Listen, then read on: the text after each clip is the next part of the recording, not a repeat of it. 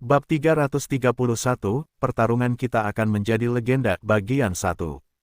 Nama, bereinkarnasi dengan sistem terkuat penulis. Plus mematikan mengatur ulang. Tanda hubung tanda hubung tanda hubung tanda hubung tanda hubung. Sun Wukong, pikir William sambil menggenggam erat tangan Raja Kra. Raja Kra kemudian membantunya berdiri sendiri sebelum melihat pasukan surgawi yang telah membentuk kembali barisan mereka. Jelas, mereka tidak akan membiarkan William melewati gerbang tanpa perlawanan. Nak, aku akan mengurusi orang-orang kecil itu, tetapi kau harus mengurusi yang di sana, oke? Sun Wukong memutar tongkat emas di tangannya dan menunjuk Luh yang berdiri di depan gerbang surgawi seperti penjaga gerbang. Oke, William langsung setuju. Sun Wukong menepuk bahunya dengan santai. Tenang saja, aku akan meminjamkanmu kekuatanku saat kau melawannya. Selama raja ini ada di sekitar, kau tidak perlu khawatir tentang apapun. Sun Wukong mencabut beberapa helai rambut dari kepalanya dan mengedipkan mata pada William sebelum meniupnya dari tangannya. Helaian rambut ini berterbangan di udara sesaat sebelum berubah menjadi replika persis Raja Kra. Zhu dan Sa telah berdiri dari tanah sementara mereka berdua berbicara. Meskipun mereka telah menerima luka berat, mereka menatap pasukan surgawi di depan mereka tanpa rasa takut. Iblis babi dan iblis pasir mengangkat senjata mereka tinggi-tinggi dengan arogan. Jelas, mereka ingin memberi para ksatria balasan karena mengeroyok mereka. Ayo pergi, Sun Wukong menyeringai. Perhatikan baik-baik, William, kau perlu memahami cara kerja kemampuanku.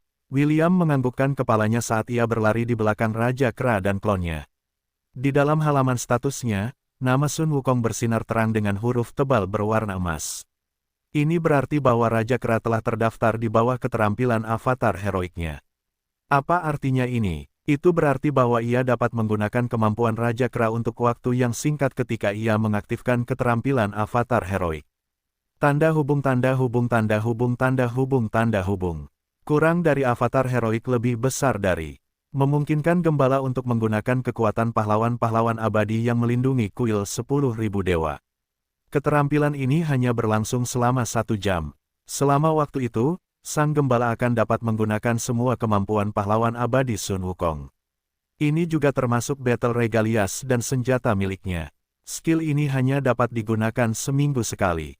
Avatar heroik saat ini, Sun Wukong. Peringkat heroik, Immortal Saint tinggi. Tanda hubung tanda hubung tanda hubung tanda hubung tanda hubung.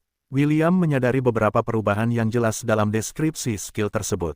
Sebelumnya, deskripsi avatar heroik hanya berlangsung selama 15 menit dan dapat digunakan sekali sehari. Sekarang, skill tersebut dapat digunakan selama 1 jam dan memiliki waktu pendinginan selama 1 minggu. Sang Half-Elf menduga bahwa perubahan pada deskripsi jurus itu ada kaitannya dengan roh pahlawan yang telah didaftarkan sebagai avatar pahlawannya. Meski begitu, ia cukup bersyukur bahwa pahlawan abadi yang muncul di hadapannya cukup kuat. William memfokuskan perhatiannya pada gaya bertarung Raja Kra sehingga ia akan mampu memanfaatkan kekuatan pahlawannya saat ia mengaktifkan avatar pahlawannya. Klon Raja Kra mengamuk di medan perang. Tongkat emas di tangan mereka memanjang beberapa meter saat mereka menyapu medan perang, sambil melakukan kejenakaan monyet mereka. Teriakan kesakitan dan ketidakberdayaan meletus di seluruh pasukan surgawi saat Raja Kra yang sangat kuat itu melangkah dengan angkuh menuju gerbang surgawi, membuat siapapun yang menghalangi jalannya terlempar ke segala arah. Hancurkan semua yang menghalangi jalanku. Perintah Sun Wukong. Ryu, Jingmu, Bang. Tongkat emas di tangan Sun Wukong membesar hingga panjangnya 300 meter dan tebalnya lebih dari 2 meter. Raja Kra membantingnya ke tanah, menciptakan gelombang kejut yang kuat yang menerbangkan semua ksatria surgawi. Seolah-olah ia telah membelah laut dengan serangan itu, memungkinkan dirinya, William, Zhu, Sa, dan klonnya melewati para pembela dengan mudah. Lili terkikik saat dia bersorak atas pembantaian sepihak Raja Kra yang tidak memberikan belas kasihan kepada musuh-musuhnya. Dewi Loli itu sudah siap mengamuk beberapa menit yang lalu, tetapi David telah mencegahnya turun ke domain surgawi. Setelah kemunculan Sun Wukong, amarahnya lenyap sepenuhnya dan dia sekarang bersorak untuk monyet itu dengan sepenuh hati. Adapun Issei, dia tersenyum di wajahnya saat dia menganggukkan kepalanya dengan puas. Sama seperti Lili, Dewa Haram sudah tidak sabar untuk bertempur, tetapi dia mengesampingkannya untuk saat ini karena monyet paling bermasalah di dunia surgawi telah muncul di medan perang. Kaisar Giok mendesah saat dia melihat Sun Wukong tertawa terbahak-bahak saat dia dengan kasar memaksa masuk melalui lautan pembela. Itu mengingatkannya pada saat Raja Kera menentang keputusannya dan melawan tentara surgawi dari istana Gioknya. Aku hampir mengasihani ksatria surgawi, tetapi pertempuran ini masih jauh dari selesai, pikir Kaisar Giok saat dia melihat Lu yang tampak agak geli dengan penampilan dominan Sun Wukong. Sama seperti orang lain, Lu memiliki batasan yang diterapkan padanya saat ia memasuki wilayah surgawi. Jika pangkat Sun Wukong berada di puncak Sein, pangkat Lu adalah Myriad Beast. Pada puncaknya, Sein akan selalu lebih lemah daripada Myriad Beast, tetapi Raja Kera tidak malu bertarung melawan lawan yang kuat. Inilah sebabnya mengapa pasukan surgawi telah berulang kali kalah melawannya di masa lalu. Sun Wukong praktis merupakan salah satu makhluk yang paling tak terkalahkan di seluruh ciptaan karena tubuhnya tidak dapat dirusak oleh apapun. Meskipun dia bukan dewa, dia tetaplah kekuatan yang harus diperhitungkan. Belum lagi, senjatanya, Ryu Jingubang, mampu melukai dan memberikan kerusakan yang mematikan kepada dewa. Setelah 1 jam pertempuran sengit, sebagian besar ksatria surgawi tergeletak di tanah, tak sadarkan diri. Para ksatria yang selamat tahu bahwa itu adalah pertempuran yang sia-sia, jadi mereka memutuskan untuk minggir dan membiarkan raja, yang telah diberi gelar setara dengan surga, lewat tanpa halangan. Sun Wukong tidak mempersulit para ksatria yang menolak untuk bertarung dan membiarkan mereka begitu saja. Segera, mereka tiba di depan gerbang surgawi tempat Dewa Matahari, Lu, sedang menunggu mereka. Baiklah, kau bangun, nak, kata Sun Wukong sambil menyerahkan tongkat emasnya kepada William. Pukul saja giginya, William mengangguk dan menerima Ryu Jingubang dari Sun Wukong. Saat dia memegang senjata di tangannya, dia bisa merasakan kekuatan yang luar biasa mengalir di sekujur tubuhnya. Raja Monyet berubah menjadi partikel cahaya dan terbang ke arah dada William, menyatu dengannya. Semua luka William pulih dengan kecepatan yang mencengangkan seolah-olah dia telah meminum salah satu ramuan generasi Jekyll. Lu memegang perisainya di tangan kirinya, dan tombak merah di tangan kanannya. Senyum sinis terpampang di wajahnya saat dia mengarahkan senjatanya ke arah William. William mendengus saat dia memutar tongkat emas di tangannya.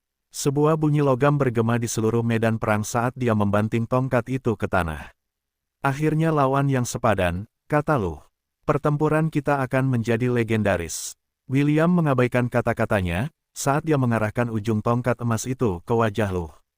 Tidak, Jalang. Saatnya pukulan. Lu tertawa saat mendengar jawaban sinis William. Tawanya hanya berlangsung sesaat sebelum dia melemparkan perisainya ke arah bocah itu tanpa peringatan. William minggir, untuk menghindari serangan itu, tetapi naluri bertarungnya menyuruhnya untuk menjauh secepat mungkin. Half-elf itu tidak berpikir 2 kali dan melompat mundur dengan tegas. Pada saat itulah tubuh Lu muncul dan bertukar tempat dengan perisai itu. Sang dewa kemudian menusukkan tombaknya ke arah William, menembakkan seberkas cahaya. William jungkir balik di udara untuk menghindari serangan Lu sebelum membuat gerakan menyapu dengan tongkat emas di tangannya. Tongkat itu terulur dan berayun ke arah dewa yang sedang menatap William dengan jijik. Sebelum tongkat itu sempat mengenainya, Lu menghilang dari tanah dan muncul kembali 100 meter di atas William. Dia kemudian merentangkan tangannya lebar-lebar sambil menatap ke langit. Puji matahari, teriak Lu. Tiba-tiba kegelapan malam menghilang, dan matahari raksasa yang menyala-nyala muncul di langit. Tubuh Lu berubah menjadi keemasan saat tombak di tangannya berubah menjadi merah tua. Berkembanglah di medan perang, seru Lu dengan arogan. Fleur du Soleil, bulu kuduk William berdiri tegak saat dia menghadapi serangan yang sudah dikenalnya yang pernah dia gunakan di Hestia. Dia sudah curiga bahwa Sun Knight Job Class dan Lu saling berhubungan. Dia hanya tidak menyangka bahwa bahkan senjatanya, Soleil, adalah artefak yang awalnya milik Dewa Matahari. Tentu saja, tombak yang digunakan Lu bukanlah Soleil. Dia telah meminjamkan Soleil kepada Astrid yang kemudian memberikannya kepada salah satu prajuritnya yang berjuang untuk kemanusiaan selama era kegelapan di Hestia. Namun, karena senjata itu awalnya miliknya, Lu dapat menggunakan kekuatan Soleil, seperti halnya William yang dapat menggunakan seni perang Dewa Petir dalam pertempuran. Tombak yang menyala itu terbang ke arah William, meninggalkan jejak api di langit. Serangan ini mirip dengan serangan nuklir yang dapat memusnahkan seluruh pasukan dengan satu serangan. Job Class Sun Knight milik William hanya mampu mengeluarkan sebagian kecil kekuatan Soleil yang sebenarnya. Half-Elf itu tidak berani mencoba dan mencari tahu seberapa kuat serangan ini setelah digunakan oleh dewa. Quickshot War Art, Fusion Form. Ucap William dengan tekad. Blitzer Railgun. William menyatu dengan senjatanya dan melesat ke langit, menghindari tombak yang menyala-nyala. Saat ia terbang ke langit dengan kecepatan suara, sebuah pikiran terlintas di benaknya. Aku merasa seperti melupakan sesuatu, pikir William saat ia menempuh jarak ribuan meter di atas tanah dalam hitungan detik. Sementara itu di tanah, Fik, Oing, Zu berseru saat menyadari bahaya besar yang akan mereka hadapi. Lari. Iblis babi berlari sekuat tenaga karena ia tidak berniat berubah menjadi babi panggang. Dasar bodoh. Sa mencengkeram lengan temannya sebelum menggunakan kemampuannya untuk menyelam ke dalam tanah. Beberapa detik kemudian, ledakan yang mengguncang dunia meletus di medan perang. Pasukan surgawi yang mencoba melarikan diri langsung diselimuti oleh cahaya terang sebelum tubuh mereka berubah menjadi abu. Meskipun Zu dan Sa berusaha melarikan diri ke bawah tanah untuk mencegah cedera dan kematian, mereka tidak luput dari ledakan itu. Keduanya mengalami luka serius saat gelombang kejut dari ledakan itu menghantam mereka dengan ganas. Untungnya, mereka berdua adalah individu yang kuat dan serangan dahsyat itu tidak merenggut nyawa mereka. William telah membatalkan kemampuannya di tengah penerbangan dan melihat ke bawah ke kehancuran di tanah. Sebuah kawah berkobar sejauh 10 mil telah terbentuk di tanah tempat tombak itu mendarat, mengubah segala sesuatu di sekitarnya menjadi lautan api. William harus mengakui bahwa itu adalah pemandangan yang cukup mengesankan, dan ia berharap tidak akan tiba saatnya ia harus menggunakan serangan serupa di dunianya. Itu adalah serangan yang berpotensi melenyapkan seluruh kota dari muka bumi. Setelah guncangan awal berlalu, William memanggil awan menggunakan kekuatan Raja Kera dan menaikinya. Ia kemudian menyerang Lu, yang menatapnya dengan tatapan menghina. Immolate, Solar Flare. Lu mengarahkan jarinya ke William. Segera setelah itu, matahari mini setinggi 30 meter terbentuk di depan William. Matahari membesar dan hampir meledak ketika William menusukkan tombaknya ke arahnya. Tidak mungkin, William meraung. Tongkat emas di tangannya terentang dan ketebalannya meluas hingga lebih dari puluhan meter. Ujung emasnya bertabrakan dengan matahari mini dan mendorongnya bersamaan dengan turunnya ke arah Dewa Matahari yang sombong, yang ekspresinya langsung menjadi serius ketika serangannya sendiri diarahkan kembali padanya. Tidak hanya itu, serangan William berada tepat di belakang Solar Flare, yang membuat Dewa Matahari menanggapi kedua serangan ini dengan serius. Aegis, Lu berdiri tegak dan memegang perisai di depannya. Perisai itu mengembang hingga selebar 3 meter, melindungi seluruh tubuh Lu di belakangnya. Sebuah ledakan dahsyat membuat langit bergetar saat Solar Flare meletus tepat di depan Golden Shield milik Lu. Beberapa detik kemudian, tongkat setebal hampir 40 meter itu menghantam perisai, membuat Lu terbanting ke tanah bersamanya. Saat kedua kakinya mendarat di tanah, Lu berteriak saat ia melawan salah satu senjata paling berbahaya yang pernah ada. Senjata Raja Kera dapat melukai dewa, dan itu adalah sesuatu yang diketahui oleh semua dewa di kuil. Inilah sebabnya Lu harus menanganinya dengan serius, atau ia akan sangat menderita. Tanah di bawah kakinya retak saat ia mengangkat perisainya untuk melawan tongkat yang menjepitnya ke tanah. Mulut Lili terbuka lebar saat ia melihat tongkat yang panjangnya ribuan meter, dan tebalnya hampir 40 meter. William meraung saat ia menyalurkan auranya ke tongkat itu untuk menghancurkan dewa yang menyebalkan itu seperti serangga. Lu menggertakkan giginya saat ia menahan serangan William yang tidak masuk akal yang melanggar semua aturan domain surgawi. Namun, yang tidak ia ketahui adalah bahwa serangan Half-Elf itu belum berakhir. Quickshot War Art, Fourth Form. Teriak William, Grand Bazooka. Mata Issei, Lily, dan David membelalak kaget karena mereka benar-benar lupa bahwa kemampuan William dapat disalurkan melalui senjatanya. Para pahlawan abadi dan para dewa yang menyaksikan pertempuran itu tanpa sadar menggigil karena mereka juga baru saja mengingat fakta ini. Setiap orang yang menyaksikan adegan ini dari surga tahu bahwa mereka tidak ingin menjadi sasaran serangan yang tidak masuk akal dengan proporsi epik ini. Seperti yang mereka duga, ledakan lain yang mengguncang dunia, yang tidak akan kalah dari serangan berkekuatan penuh Lu sebelumnya, pecah dari ujung tongkat emas. Zu dan Sa, yang terluka parah dan tergeletak di tanah, mengangkat jari tengah mereka ke arah William. Mereka berdua mengutuk Half-Elf karena tidak memikirkan keselamatan mereka ketika dia menembakkan bazooka raksasa dari jarak dekat. Segera, seluruh medan perang, termasuk gerbang surgawi, bermandikan kobaran api yang meluas hingga ke surga, menghancurkan semua yang dilaluinya. Kapan terakhir kali aku merasakan sakit? Tongkat raksasa itu menekan perisai emas itu dengan tekanan yang luar biasa hingga membuat tanah di bawah kakinya hancur karena benturan. Kapan terakhir kali aku terluka? Rasa sakit yang membakar menyebar melalui lengannya saat dia menjaga perisai di atas tubuhnya. Namun, karena beban yang menekannya, tubuhnya sedikit membungkuk untuk menopang perisai emas yang mencegahnya mengalami cedera. Fatal, kapan terakhir kali aku bertarung dengan serius? Darah mulai menetes di sisi bibir pria itu saat dia menahan serangan yang hampir membuatnya berlutut. Kapan terakhir kali aku merasa hidup? Saat dia memikirkan hal-hal ini, teriakan keras turun dari surga. Seni perang tembakan cepat, kelas 4. Bazooka besar. Pria itu terkekeh saat dia bersiap menghadapi hal yang tak terelakkan. Anak ini benar-benar membuatku terpukul. Sebuah ledakan yang mengguncang dunia membuat telinga pria itu berdarah karena gendang telinganya telah pecah oleh Grand Bazooka yang telah ditembakkan kepadanya dari jarak dekat. Pria itu menggertakkan giginya saat dia menggunakan tekadnya untuk menyelimuti seluruh tubuhnya dalam aura emas untuk mengurangi cedera yang akan dideritanya. Dia tahu bahwa dia tidak akan bisa lolos dari serangan ini, jadi yang paling bisa dia lakukan adalah mencegah dirinya sendiri agar tidak sepenuhnya dilenyapkan oleh serangan yang berasal dari penggabungan manusia fana dengan manusia abadi. Kobaran api, meluas hingga ke surga, menghancurkan semua yang dilaluinya. Bahkan dalam bentuknya saat ini, pria itu merasakan kulitnya terkoyak karena panasnya api yang hebat. Dia tidak tahu berapa lama rasa sakit ini berlangsung, karena setiap detik yang berlalu terasa seperti bertahun-tahun. Jika telinganya masih berfungsi, dia akan mendengar suara retakan yang berasal dari lengan yang menopang perisai itu. Sayangnya, dia tidak bisa mendengar dan hal yang tak terhindarkan telah terjadi.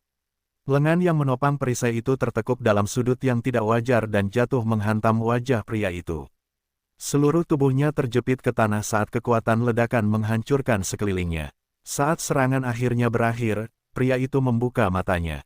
Dia kemudian menyingkirkan perisai, yang menutupi wajahnya, dengan lengan kirinya yang berdarah karena dia tidak dapat menggerakkan lengannya yang lain. Penglihatannya yang kabur terkunci pada sebuah bintik hitam kecil di langit, dan dia tahu, lebih dari apapun, siapakah wajah kecil dan rapuh itu. Tubuh pria itu sakit di sekujur tubuhnya, tetapi dia tidak peduli. Dia dengan paksa menopang dirinya sendiri, tetapi dia tidak dapat berdiri. Alasannya, kakinya juga patah karena kekuatan ledakan yang menghantam seluruh tubuhnya. Pria itu terkekeh dalam hati, saat ia menatap anak laki-laki yang melayang di langit, sambil berdiri di atas awan. Meskipun mereka terpisah ribuan meter, ia dapat melihat ekspresi di wajahnya. Anak laki-laki itu berkeringat deras dan napasnya terengah-engah. Jelas, serangan terakhir telah menggerogoti dirinya. Pria itu melihat ke belakang anak laki-laki itu dan menatap matahari yang menyala di belakangnya. Saat ini tengah malam di dalam domain surgawi, tetapi karena kemampuannya, matahari bersinar tanpa halangan di langit. Matahari menyingkirkan kegelapan malam dan menerangi segala sesuatu di dunia. Pandangan pria itu tertuju pada matahari selama semenit sebelum mengalihkan perhatiannya kembali ke anak laki-laki yang sedang menatapnya dari surga. Lu teringat ketika ia lahir di kuil 10.000 dewa. Iman para pengikutnya telah mengalir ke dalam tubuhnya, mengisinya dengan kekuatan yang tak tertandingi. Ia lahir cerdas dan bijaksana, karena itulah yang orang-orang gambarkan tentangnya.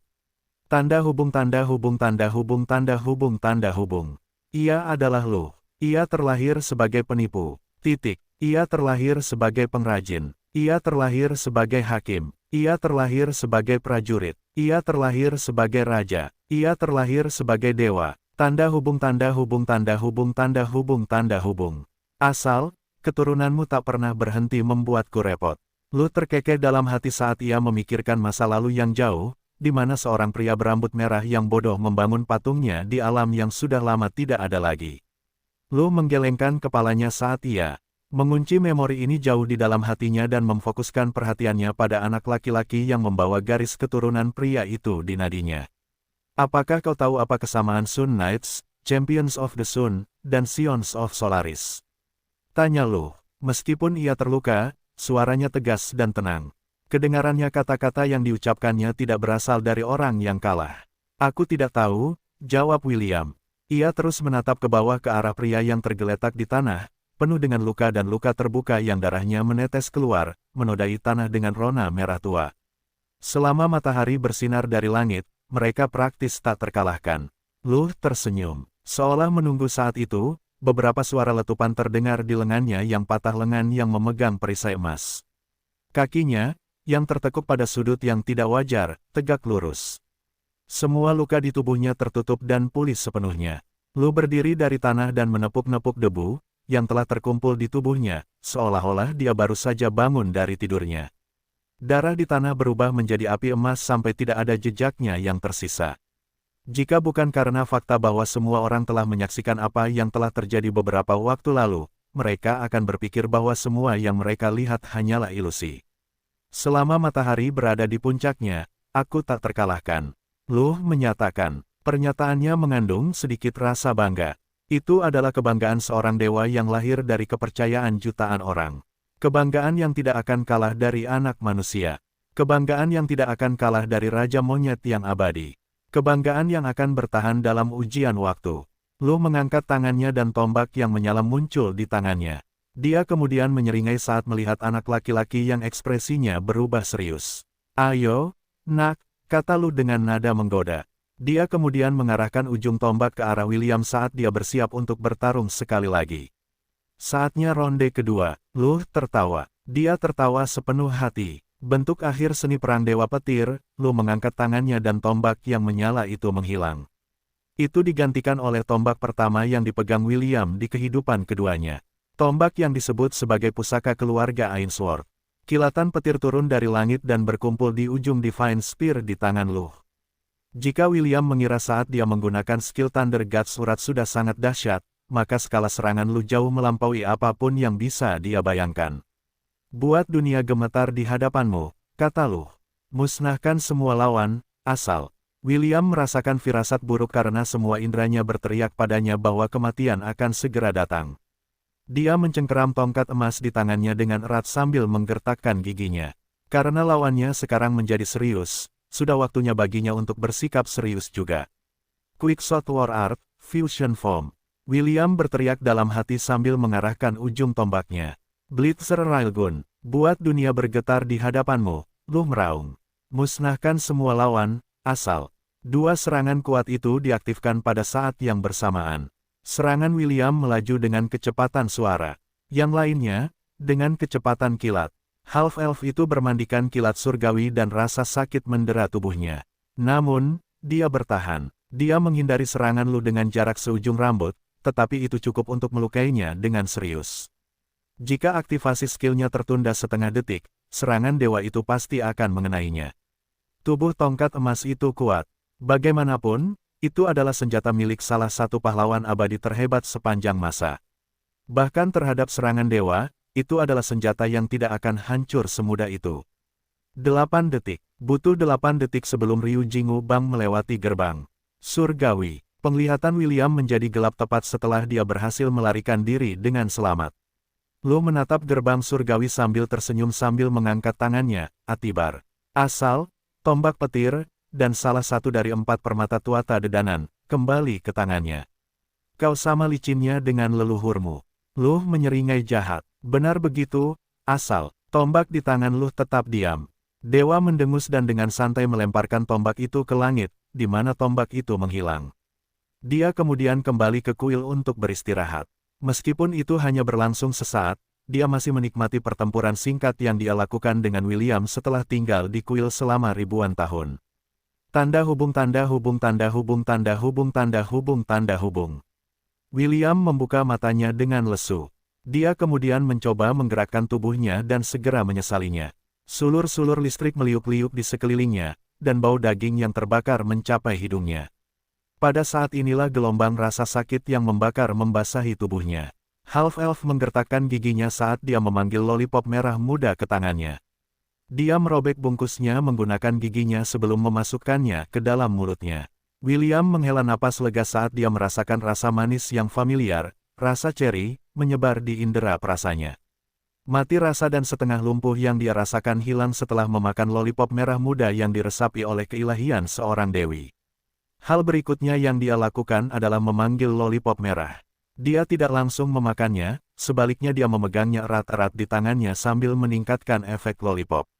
Sama seperti white lollipop, William dapat memadatkan dan menumpuk efek red lollipop, menjadikannya permen penyembuh yang sangat kuat. Setelah menghabiskan setengah dari jatah harian red lollipop, William memasukkannya ke dalam mulutnya untuk dimakan. Seketika, ia dapat merasakan luka-lukanya membaik. Meskipun masih jauh dari pemulihan total, itu masih lebih baik daripada tidak sama sekali. Aku hampir mati tadi, pikir William sambil mengunyah lollipop di dalam mulutnya. Suara gemeretak permen yang digerus oleh giginya terdengar tanpa henti. Tiba-tiba, batuk ringan terdengar di kejauhan dan sepasang kaki berjalan ke arahnya. Nak, aku akan sangat menghargai jika kau tidak membuang sampah sembarangan di pintu masuk kuil, seorang lelaki tua berjanggut putih panjang berkata dengan kesal. Apa kau ingin aku membuatmu membayar dengan poin dewa? William menoleh ke samping dan melihat lelaki tua yang dikenalnya yang pernah membuka gerbang untuk mengizinkan William, dan mereka yang datang bersamanya, memasuki kuil 10.000 dewa. Kakek, kenapa aku di sini? Tanya William. Ia berpikir bahwa setelah memasuki gerbang surgawi, ia akan kembali ke dunianya di mana orang-orang yang dicintainya sedang menunggunya. Kau di sini karena kau memasuki gerbang surgawi, kata penjaga gerbang tua itu dengan sedikit tanda setuju dan kagum. Ini kedua kalinya aku melihat seseorang berhasil menyelesaikan ujian surgawi. Lumayan, anak muda, lumayan. William mengerang sambil menutupi wajahnya dengan tangan. Ia masih tidak mengerti mengapa ia berakhir di pintu masuk kuil, tetapi karena memang begitu, ia hanya perlu bertemu dengan Issei, Lily, dan David untuk mengetahui apa yang sedang terjadi. Beberapa menit berlalu sebelum William berhasil berdiri sendiri. Ia memanggil tongkat emas milik Raja Kera, dan tongkat itu terbang ke arahnya seolah-olah itu awalnya miliknya. William menggertakkan giginya sambil menyeret tubuhnya yang terluka menuju gerbang dengan bantuan tongkat emas itu. Penjaga gerbang tua itu berjalan di sampingnya, menyamakan langkahnya. Itulah caranya menunjukkan rasa hormat kepada orang kedua yang telah melewati ujian dan bertarung melawan tentara. Surgawi di dalam wilayah surgawi. Tentu saja, dia ingat siapa William. Itulah sebabnya dia terkejut sekaligus penasaran tentang bagaimana bocah itu berhasil kembali ke kuil untuk kedua kalinya. Biasanya, jiwa yang masih hidup dilarang memasuki kuil. Hanya jiwa orang mati yang diizinkan memasuki gerbang yang telah dijaganya sejak dahulu kala. Namun, karena William telah melewati ujian, dia akan diberi hak khusus untuk memasuki kuil untuk kedua kalinya meskipun secara teknis dia masih hidup. Baiklah, aku menyambutmu sekali lagi di kuil 10.000 dewa, kata lelaki tua itu sambil membuka gerbang agar William bisa masuk. Semoga ini menjadi kunjungan terakhirmu ke kuil ini selama hidupmu. Tentu saja, aku akan berada di sini untuk menyambutmu sekali lagi saat takdir menentukanmu untuk kembali ke siklus reinkarnasi. William tersenyum pahit sambil menganggukkan kepalanya. Benar, kali berikutnya dia akan memasuki kuil ini lagi adalah pada hari kematiannya. Gambaran keluarga, teman, dan kenalannya berkelebat di depan matanya. Saat itulah dia ingat bahwa masih ada beberapa hal yang harus dia lakukan. Kekasihnya, Wendy, St, dan Ian sedang menunggu kepulangannya. Dia juga belum bertemu Dewi Astrid untuk bertanya padanya tentang metode yang akan menghilangkan kutukan dari tubuh St, Ian, dan Ishak.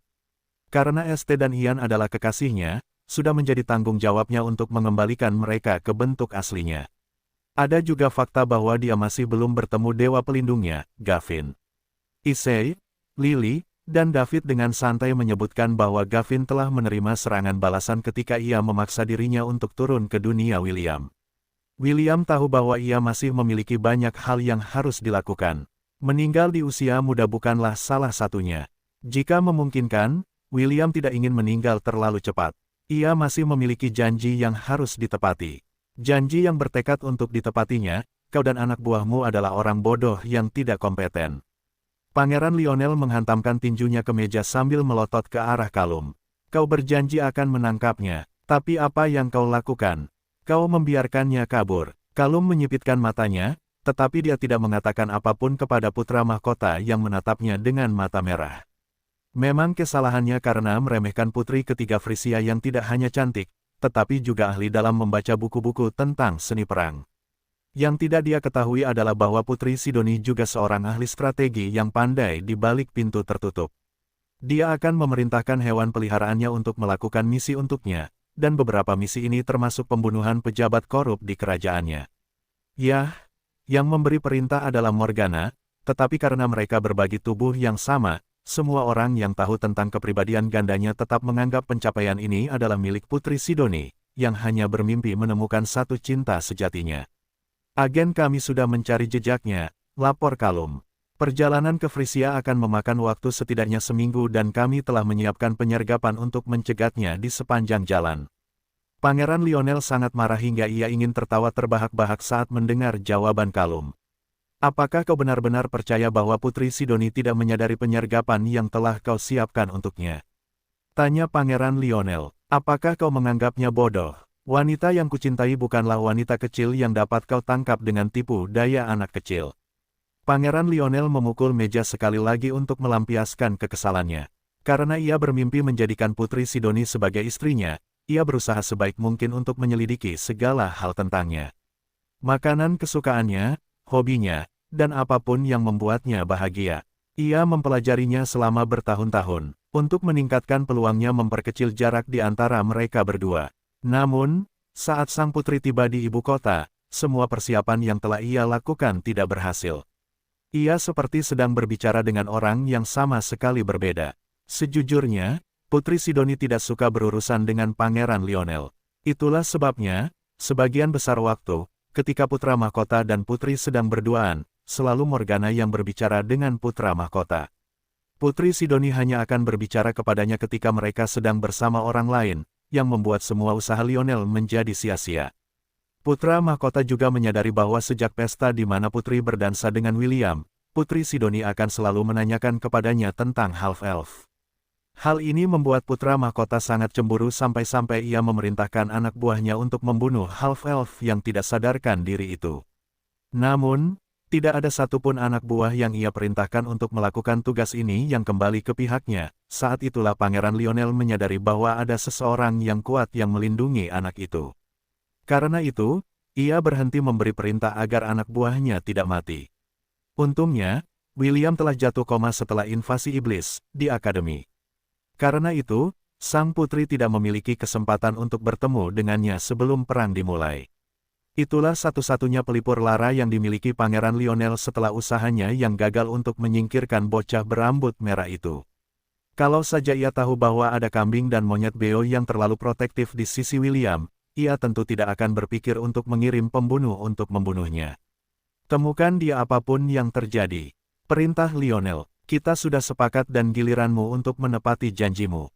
Kalum menutupi kepalanya dengan tudung karena ia takut akan menamparkan pangeran jika ia menatap langsung ke wajahnya. Baiklah, aku sendiri yang akan pergi dan mencari putrimu. Tapi, ingat ini, kami bukan antek-antekmu yang dapat kau perintah sesukamu. Jangan coba-coba, putra mahkota. Kalum meninggalkan ruangan meninggalkan Pangeran Lionel yang frustrasi. Tak lama kemudian, suara benda pecah terdengar dari dalam ruangan. Sang putra mahkota melampiaskan amarahnya hingga ia tak dapat lagi memecahkan apapun. Ia bersumpah bahwa lain kali ia melihat Putri Sidoni, ia akan menjepitnya, dan tak akan menunjukkan belas kasihan. Pangeran Lionel selalu mendapatkan apa yang diinginkannya. Akan tetapi, ia juga mengerti bahwa ia harus bergantung pada organisasi untuk menjadikannya Kaisar Benua Selatan. Kemanapun kau lari, kemanapun kau bersembunyi, aku akan menemukanmu, Pangeran Lionel bersumpah. Ketika hari itu tiba, aku akan memastikan bahwa kau tak akan dapat lagi melarikan diri. Putri Sidoni, aku akan membuatmu menyesal telah melarikan diri dari pangeran ini. Tanda hubung tanda hubung tanda hubung tanda hubung tanda hubung. Putri, apakah kau yakin tentang ini? Tanya Priscilla sambil mengikuti di belakang Putri Sidoni. Bagaimana jika ratu tidak terpengaruh oleh mantra benua yang mereka gunakan? Putri Sidoni berjalan sambil melepaskan cincin di jarinya satu persatu. Tidak masalah apakah ratu aktif atau tidak. Yang penting adalah ia tidak berdaya saat ini. Kedua gadis muda itu berjalan ke dalam terowongan lebar, ratusan meter di bawah tanah. Putri Sidoni dan Morgana tahu bahwa mereka akan kesulitan melarikan diri dari para pengejar mereka. Keduanya tidak unggul dalam pertempuran, jadi bertarung bukanlah pilihan. Inilah sebabnya Putri Sidoni membawa Priscilla bersamanya ketika dia melarikan diri dari benteng Ravenlord. Sang putri tahu bahwa organisasi itu juga hadir di Frisia, jadi dia memutuskan untuk mengambil jalan memutar. Morgana menyarankan agar mereka pergi ke Anteilum tempat Ratu Semut, yang memasok semut prajurit tak terbatas ke dinasti Anasesa. Segera, keduanya tiba di sebuah gua yang sangat luas yang dipenuhi dengan telur yang tak terhitung jumlahnya. Di tengahnya ada binatang raksasa, itu juga merupakan binatang pelindung dinasti Aenasa. Tidak lain adalah binatang buas yang dikenal sebagai Ratu Semut Mimpi Buruk Bermahkota. Ratu Semut memiliki tubuh bagian bawah seperti semut, dan tubuh bagian atas seperti wanita cantik. Dia sudah merasakan kedatangan Putri Sidoni dan mengangkat kepalanya untuk melawan. Saat ini, dia dalam kondisi lemah karena mantra kontinental juga telah memengaruhinya, meskipun dia berada jauh di bawah tanah. "Jangan mendekat," teriak Ratu Semut karena instingnya mengatakan bahwa Putri Sidoni adalah makhluk yang sangat berbahaya. "Apa yang kamu inginkan?" Putri Sidoni mengabaikan perjuangan menyedihkan Ratu Semut saat dia melepaskan aksesori terakhir dari tangannya. "Yang aku inginkan adalah kamu," kata Putri Sidoni sambil melepaskan cadar yang menutupi wajahnya. Ekspresi Ratu Semut langsung melembut saat tatapannya tertuju pada wajah cantik Sidoni. Melihat rencananya berhasil, Sidoni bergerak mendekati Ratu Semut. Dia hanya perlu melakukan satu hal terakhir untuk menyegel nasib Ratu. Dengan menggunakan jepit rambutnya, Putri Sidoni menusukkan ujung jarinya hingga setetes darah terbentuk. Ia kemudian menulis lingkaran sihir di udara menggunakan darahnya sebagai media. Tak lama kemudian, kontrak sihir antara tuan dan binatang melayang di depannya. Ratu Semut menurunkan tubuhnya yang besar agar Putri Sidoni dapat menempelkan lingkaran sihir itu ke dahinya. Ratu Semut tidak memberikan perlawanan dan membiarkan kontrak itu menyatu dengan tubuhnya. Setengah menit kemudian, Putri Sidoni merasakan hubungan yang kuat dengan binatang buas segudang yang membuktikan bahwa ia telah berhasil menjadikan Ratu Semut segudang sebagai sahabat binatang buasnya. Sejak ia masih muda, Putri Sidoni selalu ingin menjadikan binatang buas segudang sebagai sahabat binatang buasnya. Meskipun Ratu Semut hanya memiliki keterampilan bertarung rata-rata, ia mampu menghasilkan pasukan yang jumlahnya mencapai jutaan. Dengan ini, Putri Sidoni tidak perlu khawatir tidak memiliki cukup prajurit untuk bertarung untuknya. Satu-satunya hal yang perlu ia lakukan sekarang adalah menunggu beberapa hari hingga telur semut menetas. Telur-telur ini tidak terpengaruh oleh mantra itu karena tidak memenuhi persyaratan yang melumpuhkan seluruh benua selatan. Sidoni yakin bahwa saat telur-telur itu menetas, hanya segelintir individu di benua selatan saat ini yang akan cocok dengannya. Ketika William memasuki kuil 10.000 dewa, dia melihat sejumlah kandidat berkeliaran di sekitar kios-kios yang tak terhitung jumlahnya di area yang William sebut sebagai basar. Dia tidak dapat menahan senyum yang terbentuk di wajahnya saat suara rayuan gombal terdengar di telinganya. Itu mengingatkannya pada hari-hari ketika dia pertama kali memasuki kuil dan bertemu Gavin, Lily, Issei, dan David. William berjalan sangat lambat sambil menggunakan tongkat emas untuk menopang tubuhnya. Meskipun permen Lily telah membantunya pulih, kerusakan yang dideritanya dari serangan luh yang luar biasa masih ada di tubuhnya. Jelas, butuh lebih dari beberapa lollipop untuk pulih sepenuhnya dari serangan dewa. Dia hendak mencari Issei, Lily, dan David ketika sosok yang dikenalnya menghalangi jalannya. Wah, lihat siapa yang kita miliki di sini, Dewi Apel, Lulu, berkata sambil menyilangkan lengan di dadanya. Apa yang terjadi padamu, Will kecil? Kau tampak seperti telah bertarung melawan seluruh pasukan. Para dewa di kios-kios terdekat terkekeh mendengar ejekan Lulu. Tentu saja, mereka juga menyaksikan pertarungan William di dalam gerbang surgawi dan menatapnya dengan minat baru. Bagi mereka, menyaksikan dewa bertarung secara langsung melawan seorang kandidat adalah hiburan murni. "Halo, Lulu," sapa William sambil tersenyum. "Apa kau baik-baik saja?" Lulu menyeringai sambil menepuk bahu William, yang langsung membuat half-elf itu meringis kesakitan.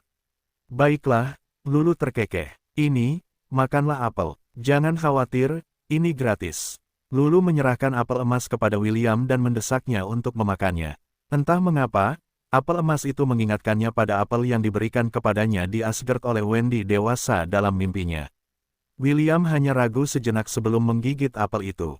Tak lama kemudian, gelombang energi hangat dan menenangkan menjalar ke seluruh tubuhnya.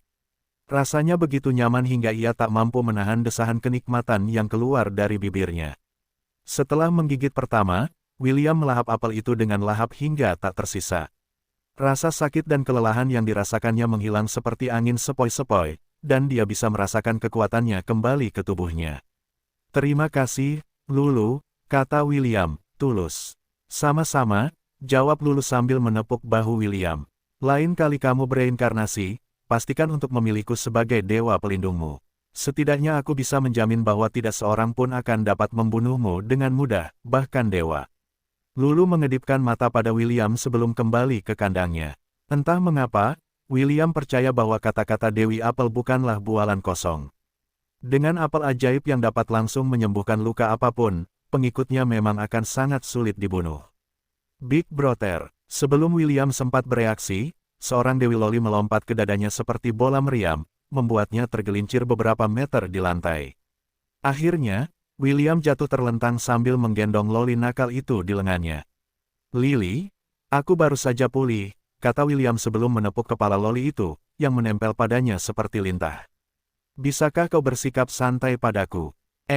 Lily terkekeh. William mendesah karena Lily terkadang bisa merepotkan. Ia kemudian mengangkat kepalanya untuk melihat Issei dan David berjalan ke arahnya.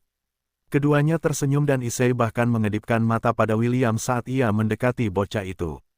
"Selamat karena telah menyelesaikan ujian surgawi," kata Issei sambil tersenyum.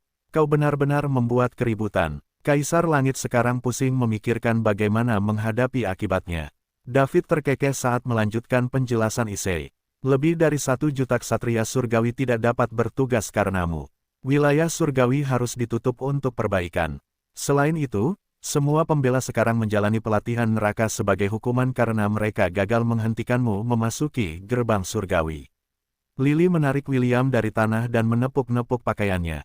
"Jangan khawatir, kakak. Setelah 10 tahun, wilayah surgawi akan dibuka kembali.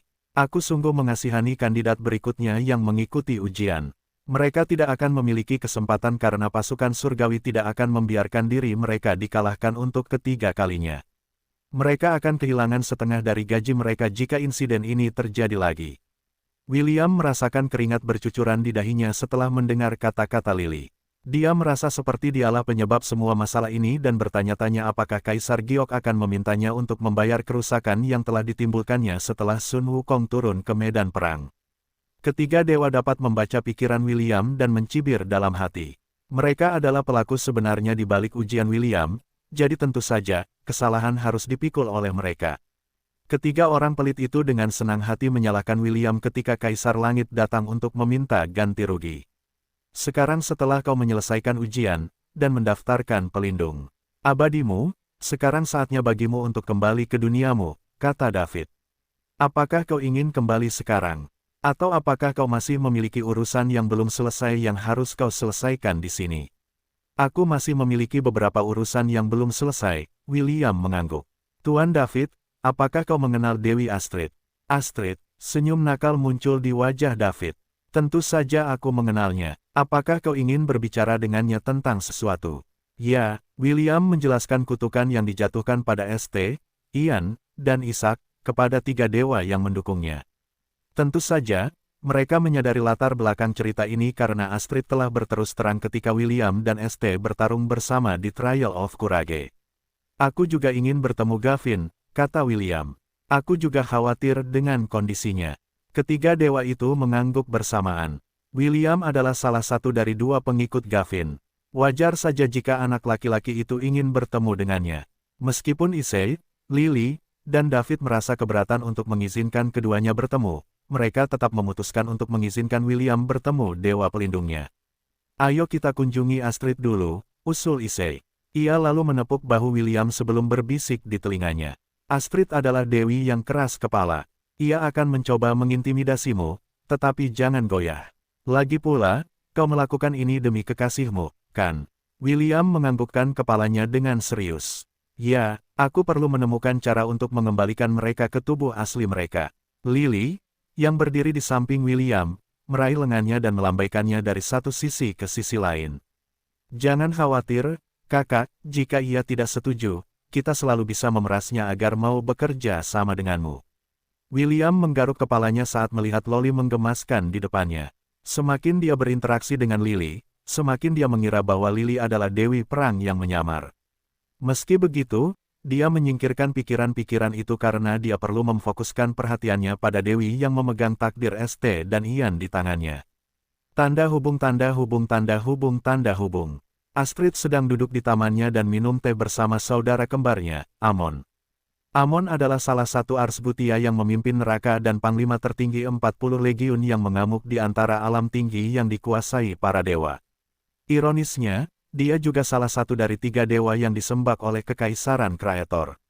Tidak seperti saudara kembarnya yang sombong dan keras kepala, Amon menawan, percaya diri, dan terkenal suka melanggar aturan. Bahkan ada saat-saat ketika Astrid harus menyeretnya kembali ke kuil untuk mencegahnya bertindak tidak senonoh. Meski begitu, si kembar itu sangat akur. Satu-satunya masalah adalah kepribadian mereka sangat bertolak belakang. Sepertinya ada bocah nakal yang ingin meminta sesuatu darimu, adikku sayang, goda Amon. Astrid meletakkan cangkir tehnya di atas meja dan melirik sekilas ke arah saudara kembarnya. Dia hanya bocah nakal, kau tidak perlu terlalu peduli padanya. Amon menyeringai sebelum berdiri dari tempat duduknya. Baiklah, aku akan kembali ke istanaku. Sampai jumpa nanti, Astrid. Jauhi masalah, Amon. Astrid memperingatkan, jangan membuat keributan di neraka. Amon terkekeh. Dia kemudian mengedipkan mata pada saudara kembarnya sebelum menghilang dari taman. Astrid menatap cangkir teh di atas meja dengan ekspresi tenang. Dia sudah tahu apa yang akan dicari William saat dia muncul di kuil, jadi dia sudah mempersiapkan misi sebelumnya. Bukannya dia menentang pencabutan kutukan pada pengikutnya yang taat. Bahkan, dia ingin melakukannya juga. Namun, tidak sesederhana itu. Untuk menepati janjinya pada kerajaan Helan, dia perlu meminta bantuan dewa lain. Dan dewa itu telah melarikan diri kembali ke neraka untuk mencegah saudara kembarnya. Memperkenalkannya pada William, itu benar. Dewa yang setuju untuk membantu Astrid mengubah mantra kontinental, yang turun di benua selatan, tidak lain adalah Amon. Untuk mematahkan kutukan itu, William harus melakukan perjalanan ke benua tengah dan menemukan cara untuk membuat Marquis of Hell setuju untuk mencabut kutukan pada kekasih dan temannya. Namun, mengetahui kepribadian saudara kembarnya, Astrid tahu bahwa William akan dikejar sia-sia. Dia hanya berharap bahwa di akhir perjalanan itu, para pengikutnya yang taat akan sekali lagi mendapatkan kembali hal-hal yang telah hilang. Sang Dewi melambaikan tangannya saat gerbang taman terbuka lebar. William berjalan dengan langkah mantap, ditemani oleh 3 dewa yang mendukungnya dari surga. Kita lihat sejauh mana kau bisa melangkah, nak. Sudut bibir Astrid terangkat karena dia sudah bisa melihat kesulitan yang akan dihadapi William saat dia mencoba bernegosiasi dengan Amon. Tunjukkan padaku bahwa kau layak mendapatkan cinta para pengikutku yang taat. Jika kau bahkan tidak bisa melakukan sejauh ini, maka kau tidak pantas mendapatkan kasih sayang ST dan Ian. Meskipun Astrid berterima kasih atas bantuan William, itu tidak berarti dia menyetujuinya. Dia memutuskan untuk menggunakan tes ini untuk menilai karakter half-elf. Hanya setelah dia lulus ujian saudara kembarnya, barulah dia akan mengenalinya sebagai pria yang layak mendapatkan cinta para pengikutnya di sebuah lembah tersembunyi yang ditemukan di bagian selatan kerajaan Helan. Seorang pria berjubah merah menatap sebuah monumen yang telah ditutupi lumut. Pria itu dengan santai melepas topeng yang dikenakannya, karena tidak perlu lagi menyembunyikan identitas aslinya. Dia telah memasang mantra pada topengnya yang mendistorsi fitur wajahnya untuk mencegah orang lain mengenalinya. Pria itu, dengan rambut pendek, coklat tua, dan mata hijau, menatap monumen itu sambil tersenyum. Tangannya terangkat untuk dengan santai membelai ujung telinganya yang runcing seolah mencoba memastikan bahwa itu ada di sana. Tidak seperti telinga runcing seorang elf, telinga pria itu lebih mirip manusia. Namun, itu tidak akan mengubah fakta bahwa leluhur elfnya telah memastikan bahwa dia akan selamanya menjadi orang buangan di antara para elf murni. Itu benar, dia adalah half-elf yang dijauhi dari benua Silvermoon karena garis keturunannya yang tidak murni. Namanya adalah Connor Garnelros, salah satu pemimpin organisasi yang bernama Deus. Connor adalah orang yang ditugaskan oleh Pontifex tertinggi untuk mengambil alih komando seluruh benua selatan. Karena tidak memiliki pesaing, ia menggunakan dana organisasi untuk mengejar tujuannya sendiri, sambil memberikan penghormatan kepada Pontifex tertinggi mereka, yang bertanggung jawab atas cabang utama Deus di benua tengah. Setiap anggota organisasi memiliki tujuan mereka sendiri ketika mereka bergabung. Namun, mereka semua memiliki satu kesamaan, mereka ingin dunia jatuh ke dalam kekacauan dan pertikaian. Karena mereka adalah orang-orang yang telah dibuang oleh masyarakat dan menderita kesulitan yang tak terhitung dari klan mereka. Selin dulunya adalah salah satu dari mereka. Karena nasib buruknya, ia ingin membalas dendam pada mereka yang telah membuat hidupnya sengsara. Lebih dari apapun, ia ingin membuat Dewan Tinggi Peri membayar penderitaan yang telah dialaminya selama tahun-tahun awal hidupnya. Inilah sebabnya ia menghubungi organisasi, dan mereka pada gilirannya, menerimanya ke dalam jajaran mereka. Namun, setelah bertemu William, Selin sedikit lebih tenang. Meskipun dia masih belum melupakan orang-orang yang telah berbuat salah padanya, dia tidak terburu-buru untuk membalas dendam. Baginya, hal terpenting adalah mengajari satu-satunya muridnya semua yang dia ketahui. Tentang sihir hitam. Dengan begitu, ketika ramalan peri terpenuhi, dia dapat dengan bebas bergabung dengan Pangeran Kegelapan dan menjungkirbalikkan benua bulan perak. Terus terang, Selin tidak percaya bahwa William adalah orang yang ada dalam ramalan itu. Lebih tepatnya, dia tidak ingin William menjadi orang yang akan menyelimuti dunia dengan kegelapan abadi. Dia lebih suka orang lain mengambil peran itu daripada half-elf narsis yang telah menderita kekejaman di tangannya. Sama seperti Selin, Connor juga membenci benua bulan perak. Mungkin, dia lebih membencinya daripada Selin. Mengapa? Karena dia adalah half-elf. Ras yang dianggap kotor oleh para elf yang sombong. Connor memejamkan mata untuk menyingkirkan kenangan yang tidak diinginkan yang muncul kembali di dalam pikirannya. 2 menit kemudian, dia telah mendapatkan kembali ketenangannya dan sekali lagi menatap monumen yang telah disembunyikan di dalam gua buatan di lembah, yang terletak di wilayah selatan kerajaan Helan. Kalian semua mundur, perintah Connor kepada para pendukung setia yang telah mengikutinya selama bertahun-tahun. Aku akan membuka gerbang ke tanah abadi. Lebih dari selusin pria berjubah hitam melangkah beberapa meter dari tempat Connor berdiri. Mereka tahu bahwa pemimpin mereka telah mencari kunci yang akan mengungkap rahasia benua selatan. Connor mengeluarkan kotak berhias dari sakunya dan membukanya. Kunci Outkeeper bersinar dan menembakkan seberkas cahaya ke arah monumen. Beberapa detik kemudian, monumen itu mulai berubah bentuk hingga berbentuk gerbang teleportasi. Connor memberi isyarat dan salah satu bawahannya memasuki portal. Sebagai pemimpin The Organization, ia tidak boleh mengambil risiko. Itulah sebabnya ia memutuskan untuk menggunakan orang kepercayaannya sebagai pengintai untuk memeriksa sisi lain gerbang. 10 menit kemudian, bawahannya kembali dan membuat laporan. Pak, ini tidak masuk akal. Pria berjubah hitam itu tergagap. Wajahnya liar karena kegembiraan dan Connor dapat mengatakan bahwa mereka telah mendapatkan jackpot. Wilayah ini dipenuhi dengan sumber daya langka yang hanya dapat ditemukan di domain kelas S dan yang lebih tinggi. Selain itu, ada pulau terapung di langit. Aku mencoba menggunakan tungganganku, tetapi tampaknya wilayah ini memiliki batasan yang mencegah segala bentuk penerbangan. Connor mengangguk. Ia berusaha sebaik mungkin menyembunyikan kegembiraan di wajahnya karena ia akhirnya menemukan tanah abadi. Wilayah tempat penguasa pertama kerajaan Helan diabadikan. Ini juga merupakan wilayah tersembunyi yang dikabarkan menyimpan rahasia keabadian. Bagus, jawab Connor. Semuanya, ikuti aku. Ya, Tuan. Ketika Connor dan anak buahnya memasuki wilayah itu, mereka langsung disambut oleh tanaman hijau yang subur. Meskipun mereka tidak merasakan adanya binatang buas di wilayah itu, mereka dapat mengatakan bahwa wilayah itu sangat hidup. Bahkan setelah ribuan tahun tempat ini telah berkembang pesat tanpa campur tangan dari dunia luar, renung Connor sambil mengamati sekelilingnya. Dia dapat merasakan kekuatan sihir dan spiritual yang pekat di udara. Ini adalah tanda bahwa banyak tumbuhan langka, mineral, logam, dan harta langka lainnya berada di wilayah itu. Namun, penanda yang paling menarik perhatian dari tanah abadi adalah pulau terapung di langit. Connor memperkirakan jaraknya setidaknya 1 mil dari tempatnya berdiri. Ia sangat penasaran dengan rahasia apa yang tersimpan di pulau itu, jadi ia segera mengaktifkan artefak terbang yang dimilikinya. Artefak itu hidup, dan Connor dapat merasakannya bekerja dengan baik, namun, kakinya masih menjejak tanah dengan kuat. Jelas, apa yang dikatakan bawahannya tentang larangan terbang itu benar. Meskipun ia kecewa, Connor juga merasa, Senang karena tidak seorang pun akan dapat menyelinap ke pulau itu.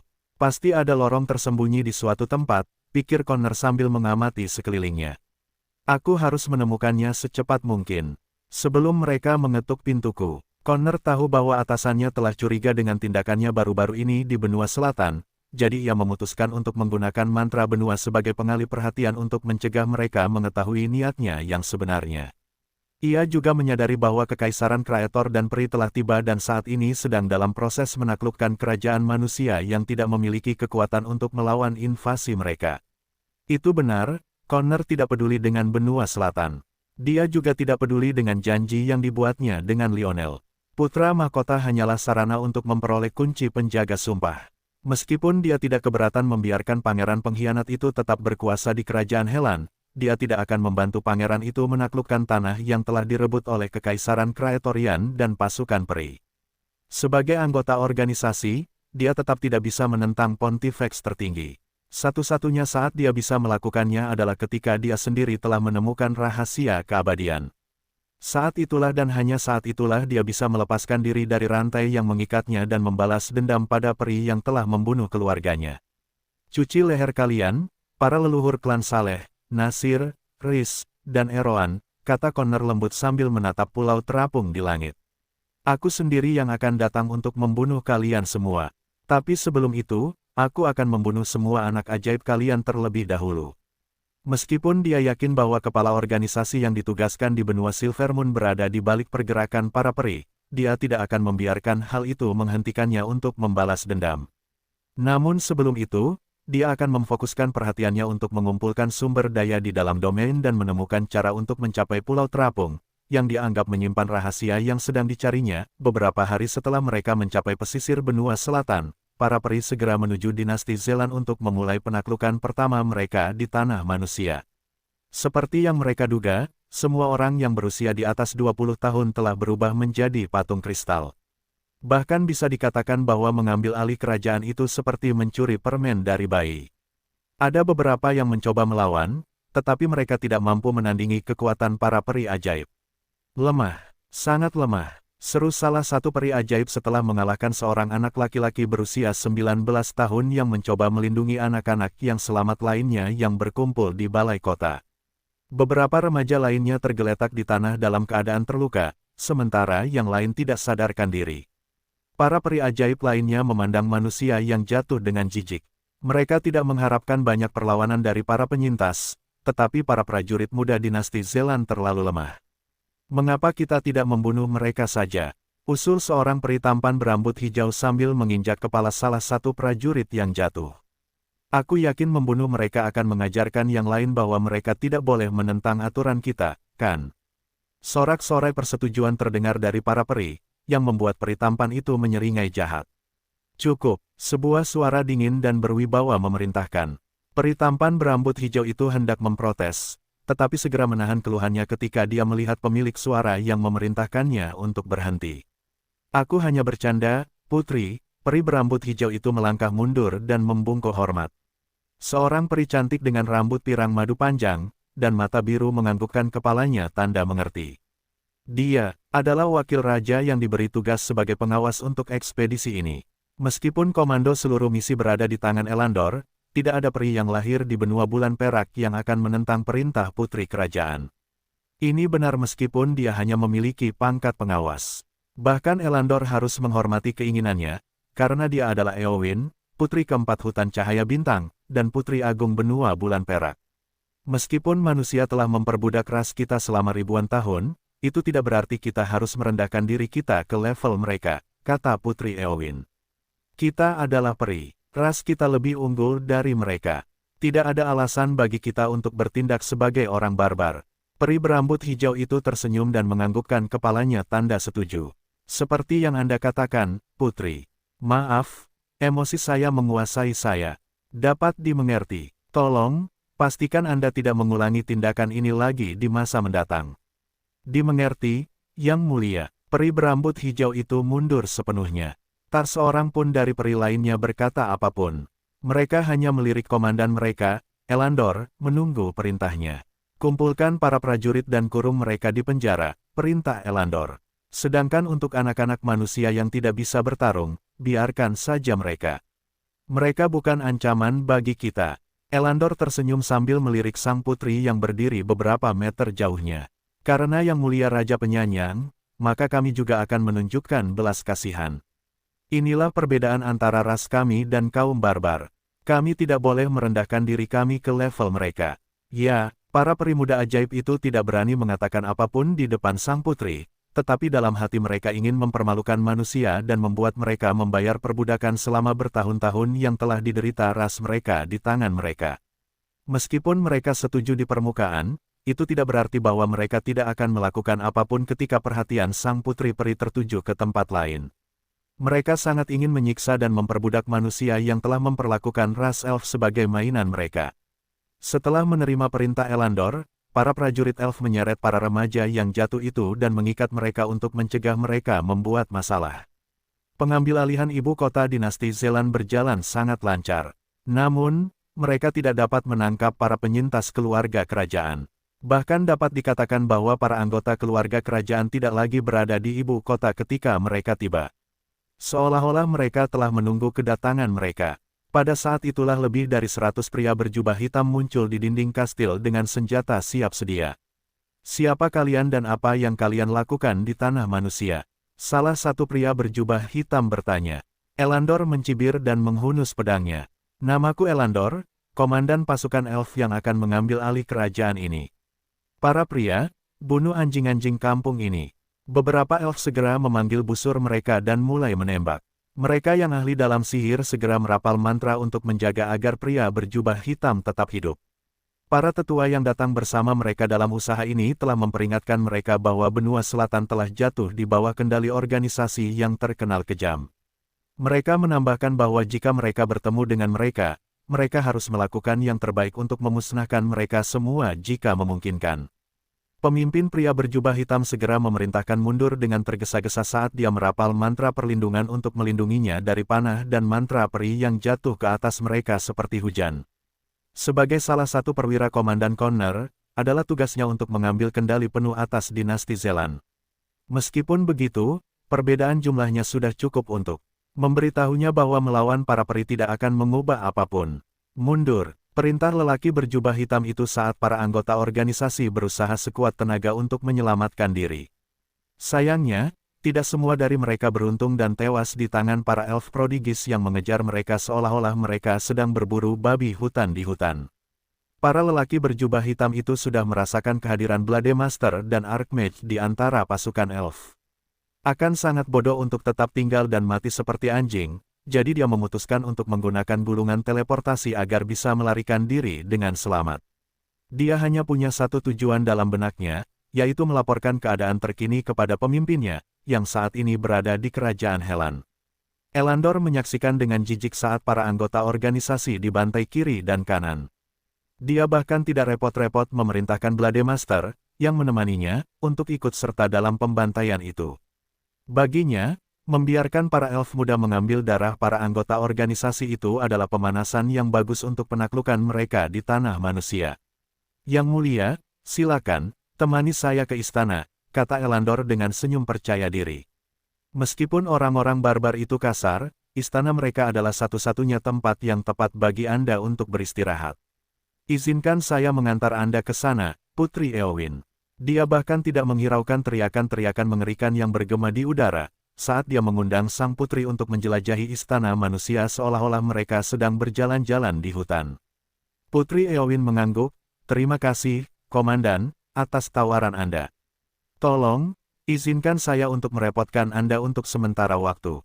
Melayani Anda tidak akan merepotkan saya, Yang Mulia. Sebaliknya, akan menjadi kesenangan saya untuk menemani Anda. Terima kasih, Komandan. Hanya butuh waktu setengah hari sebelum semua orang yang selamat dari dinasti berkumpul. Pasukan peri memastikan bahwa semua remaja yang sehat jasmani di penjara. Elandor memilih banyak wanita cantik dari antara para remaja karena dia berencana untuk mengubah mereka menjadi budak. Tentu saja, beberapa gadis peri juga memilih beberapa pria tampan untuk menjadi pelayan mereka selama mereka tinggal di sana juga. Ya, mereka membawa kalung budak yang dibuat di benua bulan perak sesuai perintah leluhur mereka. Mereka menganggap wajar saja jika manusia harus membayar atas tahun-tahun perbudakan yang telah diderita para peri di bawah tangan mereka. Rencana Elandor adalah menjadikan para budak ini sebagai pemandu yang akan memberitahu mereka lebih banyak tentang luasnya wilayah yang berada di bawah kekuasaan dinasti Zelan. Tentu saja, Elandor dan para perwiranya juga berencana menjadikan para budak cantik ini sebagai mainan mereka. Komandan peri telah menyetujuinya dan Putri Eowyn telah memutuskan untuk menutup mata terhadap tindakannya. Baginya, menjadikan manusia sebagai budak jauh lebih baik daripada membunuh mereka begitu saja. Ini adalah kompromi tak tertulis yang disetujui Elandor dan dirinya. Sebagai seorang pengawas, dia tidak boleh ikut campur dalam cara Elandor melakukan sesuatu. Dia hanya ada di sana sebagai penonton. Mencegah pembunuhan yang tidak perlu adalah satu-satunya hal yang bisa dia lakukan untuk warga asli dinasti Zelan. Tetap saja, keluarga kerajaan tidak punya nyali, kata Elandor lembut sambil menatap kastil. Saat melihat tanda-tanda masalah pertama, mereka langsung berbalik dan lari. Yah, tidak akan ada bedanya jika mereka tetap tinggal. Para perwira komandan di sampingnya menganggukkan kepala tanda setuju. Mereka yakin bahwa, selain dari pasukan Praetorian, semua orang yang selamat dari kutukan benua sepenuhnya berada di bawah belas kasihan mereka. Tanda hubung tanda hubung tanda hubung tanda hubung tanda hubung tanda hubung. Apa maksudmu? Dia hilang. Jason bertanya pada pria berjubah hitam di bawah kakinya. Jika kau tidak memberitahu apa yang ingin ku ketahui, aku akan membunuh kalian semua. Setelah pasukan Praetorian mendarat di pesisir kerajaan Frisia, mereka segera merebut ibu kotanya. Namun, tidak seperti para elf yang memandang rendah manusia, pasukan Praetorian tidak melukai warga, dan hanya fokus pada pria berjubah hitam yang telah mengambil alih istana. Aku bersumpah aku mengatakan yang sebenarnya. Pria berjubah hitam itu memohon. Putri Sidoni melarikan diri dari kerajaan Helan dan keberadaannya tidak diketahui. Kami tidak tahu di mana dia berada. Kumohon, aku sudah menceritakan semua yang kutahu. Kumohon, biarkan aku pergi. Jason mencibir sambil mengangkat pedang di tangannya dan memenggal kepala pria itu dengan satu tebasan pedangnya yang lincah. Orang-orang yang tidak berguna tidak pantas untuk hidup, kata Jason. Dia kemudian mengalihkan pandangannya ke seluruh pria berjubah hitam yang berbaris dan berlutut di depannya. Aku akan bertanya lagi, di mana sepupuku? Jason bertanya dengan seringai jahat. Kau tidak ingin mengalami nasib yang sama seperti pria tidak berguna ini, kan? Para pria berjubah hitam yang ditahan oleh pasukan Praetorian itu menggigil. Mereka benar-benar tidak tahu di mana Putri Sidoni berada. Jika mereka tahu, mereka tidak akan ragu untuk segera memberitahu pangeran yang haus darah, yang tidak gentar saat membunuh orang, tentang keberadaan sang putri. Tentu saja, Jason tahu bahwa mereka benar-benar tidak tahu jawaban atas pertanyaannya. Apa yang dilakukannya murni untuk hiburan. Ia telah menjadikannya hobi untuk membuat korbannya memohon ampun sebelum ia mengakhiri hidup mereka yang menyedihkan, William mendesah setelah meninggalkan Taman Dewi Astrid. Ia pikir ia akan bisa mencapai kesepakatan dengannya, tetapi Astrid bersikeras dan tidak akan menyerah pada usulan William. Amon, pikir William sambil mengikuti di belakang Lily, Isay, dan David. Dewa macam apa dia? Astrid telah memberitahunya bahwa jika ia ingin mencabut kutukan yang dijatuhkan pada St. Ian dan Ishak, ia harus bertemu dengan saudara kembarnya, Amon, di Kekaisaran Kraetor, yang terletak di benua tengah. Meskipun William telah berencana untuk pergi ke benua tengah, itu hanya untuk pertarungannya dengan Rebecca. Sekarang, ia tidak punya pilihan selain pergi ke sana lebih awal dari yang direncanakan untuk membebaskan kekasihnya dari kutukan yang mengikat mereka. Lily, dewa macam apa Amon? Tanya William. Saat ini, Lily berjalan di sampingnya dan menyamakan langkahnya. Dewi Loli itu menyeringai sambil merenungkan bagaimana menjawab pertanyaan William. Banyak yang menganggap Amon sebagai salah satu pembuat onar paling terkenal yang lahir di kuil, jawab Lily. Dia adalah bagian dari fraksi neraka yang menentang fraksi surga. Ah, sebelum aku lupa, Astrid adalah salah satu dewa yang tergabung dalam fraksi surga. Kedengarannya rumit, memang sangat rumit, namun, yang perlu kau khawatirkan adalah sifatnya yang tidak terduga. Lily menyeringai sambil melirik William. Sederhananya, Amon benci kalah. Namun, saat kau mendapatinya dalam suasana hati yang baik, dia bisa menjadi karakter yang sangat ramah. Jadi, berdoalah agar kau bertemu dengannya saat dia sedang dalam suasana hati yang baik. William mengangguk dan kemudian mengajukan pertanyaan yang benar-benar penting, bagaimana jika aku bertemu dengannya saat dia sedang dalam suasana hati yang buruk? Lalu bagaimana, kakak? Jangan sial. Lily menggelengkan kepalanya tanpa daya. Jika kamu benar-benar sial dan bertemu dengannya saat suasana hatinya sedang buruk, bersiaplah untuk diberikan kues yang hampir mustahil untuk diselesaikan. Seperti yang kukatakan sebelumnya, Amon benci kalah. Karena dia tidak ingin kalah, dia akan melakukan yang terbaik untuk mencegahmu menang. Dewa yang merepotkan. Yah, dia pecundang yang menyebalkan. Issei dan David terkekeh pada saat yang sama karena mereka juga kenalan Amon. Sebagai bagian dari fraksi netral, ketiga dewa senang bergaul dengan berbagai faksi, dan seringkali berteman dengan mereka. Fraksi netral juga berperan sebagai perantara untuk membantu menyelesaikan konflik antara faksi yang berseberangan. Faktanya, Lily dan Amon adalah teman dekat. Alasan mengapa Lily tidak menyebutkan hal ini kepada William adalah karena dia tidak ingin teman dekatnya, Amon, memberikan perlakuan khusus apapun kepada bocah itu. Dewi Loli sangat yakin bahwa mereka yang mampu bertahan dalam kesulitan lebih kuat daripada mereka yang hidupnya mudah. Ia tidak ingin William mengambil jalan pintas untuk membantu kekasihnya membatalkan kutukan yang menimpa tubuh mereka. Saat ini, mereka sedang dalam perjalanan untuk mengunjungi gubuk Gavin di pinggiran kuil. William mengkhawatirkannya dan ketiganya dengan enggan menyetujui permintaannya untuk mengunjungi rekan mereka yang telah gugur. Hanya ini yang bisa kita lakukan, kata Issei sambil menunjuk sebuah gubuk kecil di kejauhan. Gavin masih dalam tahap pemulihan, jadi jangan kaget dengan apa yang akan kau lihat. William menganggukkan kepalanya saat ia berjalan menuju gubuk di kejauhan. Saat ia memasuki gubuk itu, ketiga dewa saling menatap dengan penuh arti. Mereka cukup penasaran tentang bagaimana reaksi bocah berambut merah itu setelah melihat wujud sejati dewa yang telah dipilihnya sebagai pelindungnya. Tanda hubung tanda hubung tanda hubung tanda hubung tanda hubung. Jadi kau akhirnya di sini. Sebuah suara yang tajam dan tegas menyambutnya begitu ia masuk. William berkedip sekali lalu dua kali sambil menatap pria di depannya. Seorang pria mengenakan baju besi berlapis hitam, dengan wajah tajam dan seperti elang, duduk di tengah gubuk. Ia kemudian menunjuk ke tempat di depannya dan memerintahkan William untuk duduk. Anak laki-laki berambut merah itu tanpa sadar mematuhi perintah itu karena aura pria itu yang mengintimidasi. Senang melihatmu baik-baik saja, meskipun dunia spiritualmu hancur, kata pria itu setelah menatap William lama dengan tajam. Namun, kau tidak bisa bertarung lebih dari 1 jam dalam kondisimu. Pastikan untuk menyelesaikan semua pertempuran sebelum batas waktu. Mengerti? Ya, William tergagap. Dewa di depannya seperti bilah pedang terhunus yang memancarkan ketajaman tertentu yang menuntut kepatuhan mutlak. Apakah kau sudah menguasai penggunaan keilahian Issei dan Lily? Tanya Gavin. Apakah kau sudah meningkatkan kelas pekerjaan gembala ke tahap berikutnya? Ya, jawab William. Kali ini jawabannya tegas. Dia kemudian menatap lurus ke arah dewa di depannya dan menyuarakan pikirannya dengan lantang. Gavin, William tidak percaya bahwa dewa pelindung gemuk yang ditemuinya di kuil adalah pria yang sama yang duduk di depannya. Perbedaan antara keduanya seperti surga dan neraka. Aku tahu apa yang kau pikirkan, tetapi ini adalah wujud asliku, komentar Gavin. Tentu saja, yang kau temui juga aku. Saat ini, versi diriku itu sedang terluka dan harus memulihkan diri. Keheningan singkat menyelimuti gubuk itu sebelum William mengajukan pertanyaan lain. Berapa lama waktu yang dibutuhkannya untukmu untuk pulih? Tanya William. Gavin menjawab tanpa berkedip, 1 tahun. Selama waktu itu, aku tidak akan bisa melakukan apapun untuk membantumu di duniamu. Jadi, pastikan untuk tidak membuat dirimu terbunuh. Kecuali jika kamu ingin bereinkarnasi sebagai monyet di kehidupanmu selanjutnya.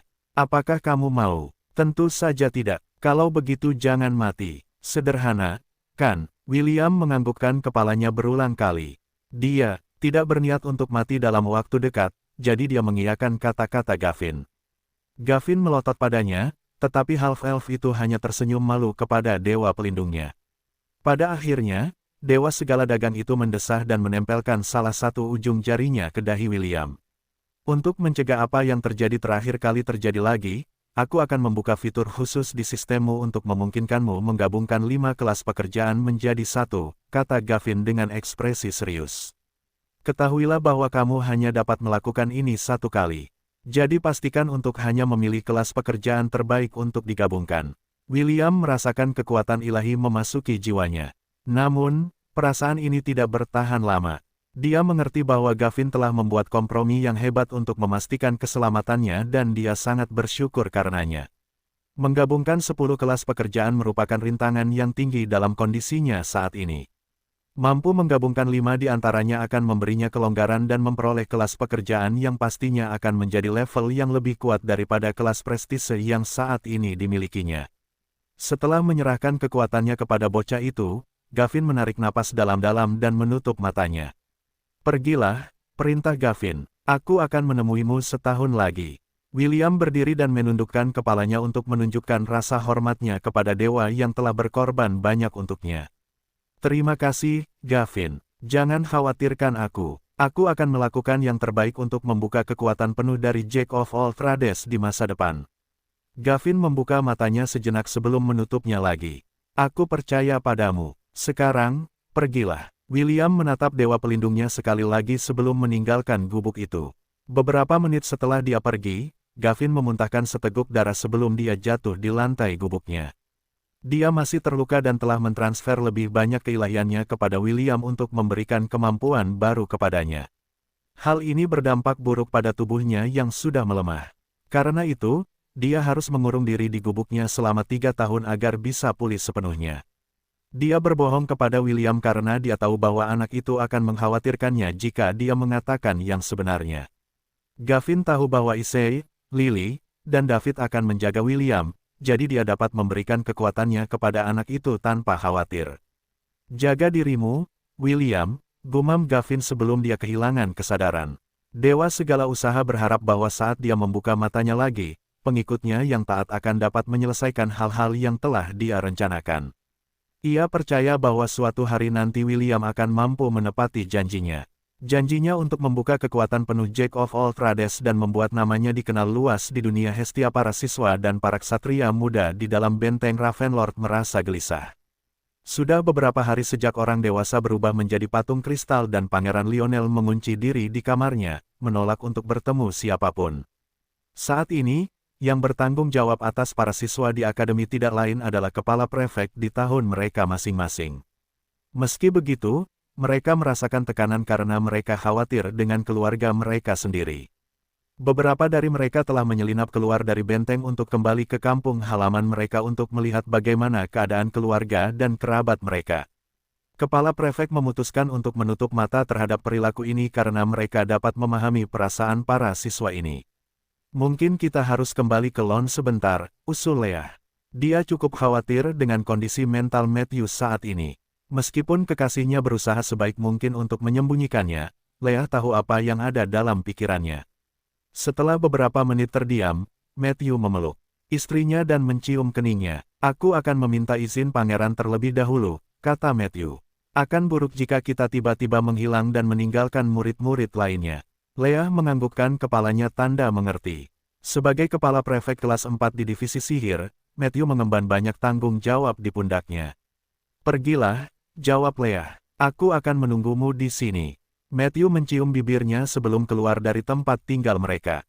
Ia tahu bahwa Leah benar dan tinggal di sini hanya akan membuatnya sulit untuk fokus pada tugasnya. Selain orang tuanya, Matthew juga sangat khawatir dengan adik perempuannya, Eve. Ia merasa hatinya lebih hancur saat memikirkan adik perempuannya menangis sendirian di dalam kediaman mereka. Tunggu aku, Eve, gumam Matthew. Tanda hubung tanda hubung tanda hubung tanda hubung. Pangeran Lionel mengerutkan kening saat mendengar laporan bawahannya bahwa beberapa bangsawan dari akademi meminta pertemuan. Ia begitu sibuk dengan pelarian Putri Sidoni sehingga ia mengesampingkan semua hal lainnya. Karena ia adalah penguasa sementara kerajaan Helan, ia perlu menunjukkan wajahnya kepada rakyatnya dan menunjukkan kepada mereka bahwa ia peduli pada mereka. Baiklah, katakan pada mereka bahwa kita akan berkumpul di ruang konferensi dalam 1 jam, kata Pangeran Lionel dengan kesal.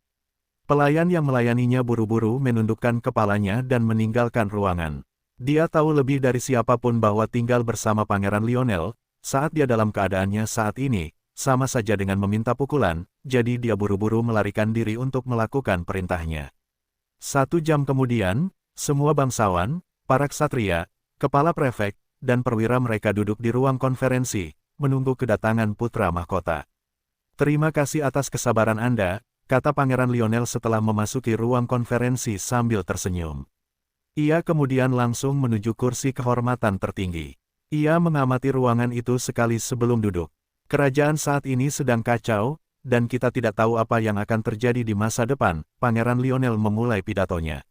"Namun, saya percaya bahwa, jika kita semua bekerja sama, kita akan mampu menghadapi tantangan apapun yang akan kita hadapi setelah kejadian yang tak terduga ini." Ia berhenti sejenak untuk membiarkan kata-katanya meresap, sebelum melanjutkan. "Saya mengumpulkan kalian semua di sini untuk mendengar pendapat kalian. Sekarang, katakan padaku, apa yang ingin kau katakan kepada pangeran ini?" Pangeran Lionel bertanya. Ada beberapa faksi di kerajaan Helan dan mereka dipisahkan oleh wilayah mereka. Barat, Selatan, Utara, dan Timur memiliki kepala bangsawan yang mengawasi wilayah mereka dan bertindak sebagai perwakilan semua orang. Lawrence adalah perwakilan Barat, sementara Aramis adalah perwakilan Selatan. Wilayah Utara dan Timur juga memiliki kepala mereka masing-masing, tetapi karena mereka semua telah berubah menjadi patung kristal, tugas sekarang jatuh kepada ahli waris mereka. Seorang siswa tahun ketiga dari divisi sihir berdiri dari tempat duduknya dan menyampaikan pikirannya. "Yang mulia, saya sarankan agar kita kembali ke wilayah kekuasaan kita untuk sementara waktu. Jika kita membiarkan wilayah kita tidak terurus, itu akan merugikan kerajaan. Saat ini, kita perlu fokus pada menstabilkan sumber daya kita dan menjaga ketertiban." Pemuda tampan dengan rambut pendek berwarna coklat muda dan mata hijau itu berkata dengan ekspresi serius. Namanya Jared, kakak laki-laki Rebecca. Dia telah melihat bagaimana kakeknya berubah menjadi patung kristal dan khawatir orang tuanya mengalami nasib yang sama. Untungnya, Rebecca sekarang berada di benua tengah sehingga dia tidak perlu mengkhawatirkannya.